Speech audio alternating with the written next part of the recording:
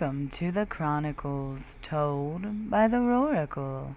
Cases of the missing, murdered, and unsolved.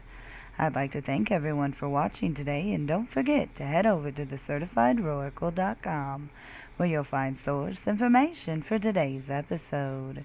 And be sure to hit that like and subscribe button so you never miss a case. Let's get started with Chronicle number 33, the Christine Marie Eastin case. The year was 1971. David Bowie and the Rolling Stones were totally groovy to listen to on your way to see Willy Wonka and the Chocolate Factory or Dirty Harry while eating some yummy Laffy Taffy. After the movie, you're going to swing by the roller rink to see what's happening. Then back home to check on your pet rock, make some shrinky dinks, all before turning in for the night. For family and friends, they stopped enjoying all this the day Christine vanished. Christine Marie Eastin was a beautiful 19-year-old young lady from Hayward, California. She stood 5 foot 7 inches tall with blonde hair and blue eyes. Christy had recently graduated from Sunset High School and was going to attend the Shabbat College. She also got a new job recently at a bank.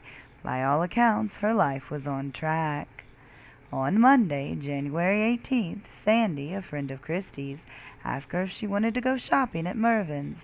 Christy agreed and asked her ex-boyfriend, George, if she could use his 1969 blue Ford Maverick, with the promise of hand-washing his precious car before she brought it back to him.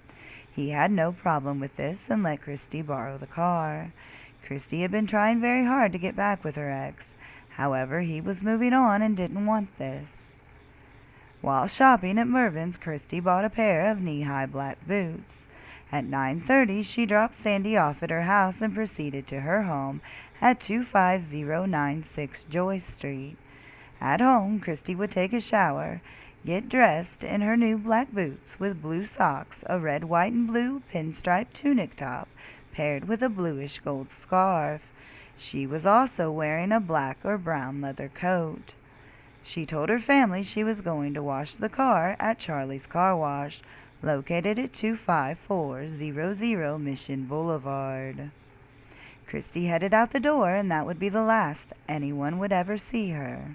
She did tell Sandy and her family she planned on hand-washing the car, not running it through the automated wash.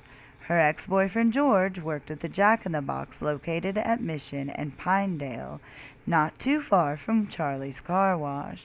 Some reports state that Christy stopped in to see George before she went to the car wash. This is not confirmed, to my knowledge. One forum did say police found a receipt from the restaurant located in the vehicle from earlier that night, but once again that has not been confirmed. When she never showed up to get George, he called Christy's home and asked if they knew where she was. They did not. Concerned, the family went to go look for her. What they would find in the early morning hours meant nothing good had happened at the car wash that night. The Maverick was off towards the back where the vacuums were located. It was still wet. The vehicle was locked, and on the inside were Christy's purse and scarf she had been seen wearing on the front seat. Outside of the vehicle there were papers strewn about, but there was no sign of Christy. Officer Dave Legro responded to the call. Upon his initial examination of the scene, he said it looked staged to him, like someone tried to make it look like Christy was kidnapped. Legro later learned that Christy could have been pregnant. Was this the reason she was trying so desperately to get back with her ex, George? Is this why George did not want to get back with her? He was just not ready to be a dad? Could he have told someone she would be alone hand-washing his vehicle that night? It's possible. Police did interview him, and early on he was eliminated as a suspect. It is possible it was not his baby if she was indeed pregnant. Could someone have found out and wanted the issue to go away, so to speak? Questions that need to be answered may never be. It should be noted that the above about George is pure speculation and not based on facts. There were no new leads for several years. Then in 2019, a woman came forward and said she had seen Christy be kidnapped that night. She saw two men, one in the driver's side and one shoving Christy in the van. She did not get a look at that man, but the one driving she saw well enough that a sketch was made. The woman said the van was white and had West Coast mirrors, a very specific type of mirror. Christy's parents have since passed on, never knowing the truth of what happened to their daughter that night. Her sisters and friends have not given up hope that one day they will have all the answers to the questions they so desperately seek. If you have any information on this case, please call the Hayward, California Police Department at 510-293-7000.